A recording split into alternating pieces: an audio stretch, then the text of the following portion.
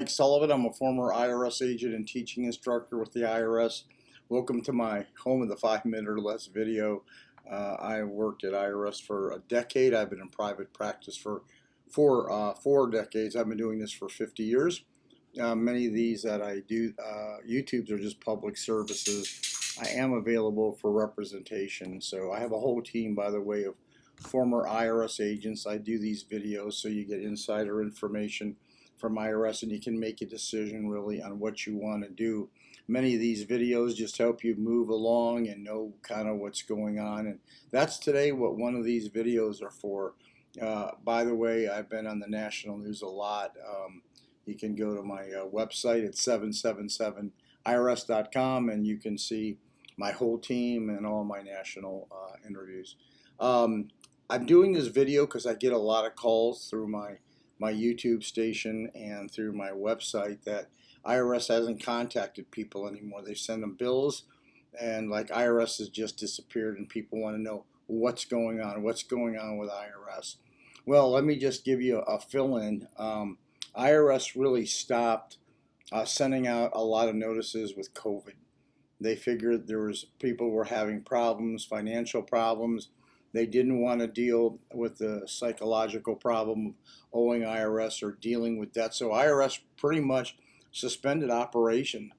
And then what they did during this filing season is they took the people who worked those collection cases and other cases and they moved them to get people their refunds back.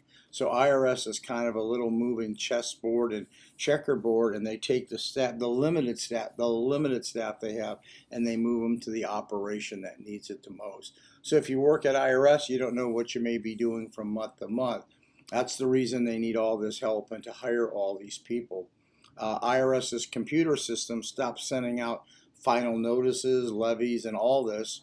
The only people that are levying now and going out after people really are the revenue officers who have an inventory, and they're usually larger cases, and they're knocking on doors to try to collect taxes. So that's what's going on there. But if IRS hasn't contacted you in some time, it's just that they haven't got geared back up. And don't worry, it's coming. They haven't forgot about you. You are sitting somewhere in the computer system. What IRS does too, they kind of grade cases. Their algorithms go ahead and tell them the cases that have potential. But IRS is going to ramp up all these collection cases and start knocking on doors and start getting your tax return. But really, let's see, today we're in July. It's going to take some time before they do that, maybe 3, 4, or 5 months. Nobody really knows. IRS has just sent out the CP14 notices. A CP14 notice just lets you know that, hey, you owe money. But after that are going to come the 501, 503, 504, and 1058 letters, which mean IRS will ramp all that collection activity up, but they've suspended it all for now. When it's officially going to ramp up, nobody knows. It's a good time to start planning your strategy and how they're going to reduce your debt. This is a good time to file an offer and compromise. If you want, we are offer and compromise specialists.